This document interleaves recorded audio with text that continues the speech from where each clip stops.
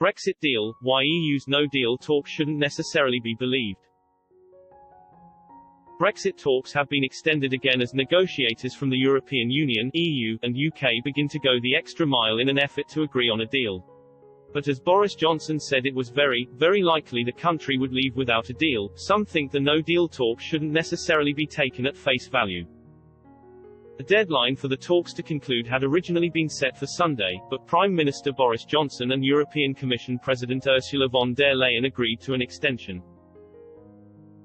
During a constructive phone call last week, the pair discussed major unresolved topics between the two sides, which comprises mainly of fishing and fair competition in business.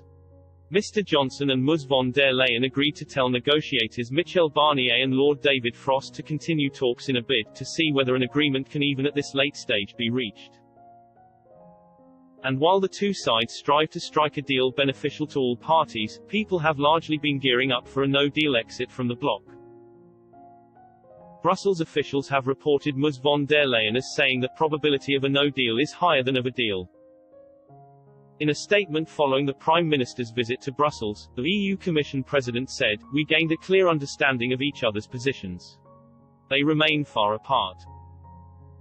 But while hopes of a deal appear to have fizzled, the dooming predictions could just be a dupe from the EU and UK in an effort to successfully conclude the negotiations. Managing Director of Eurasia Group, Mujtaba Rahman, tweeted, "Everyone should ignore everything that has been said by both the UK and EU sides over the last 24 to 48 hours. It's exactly what they would be saying if they were planning a deal. It's exactly what they would be saying if they were planning no deal. It tells us absolutely nothing. Zero. Nada."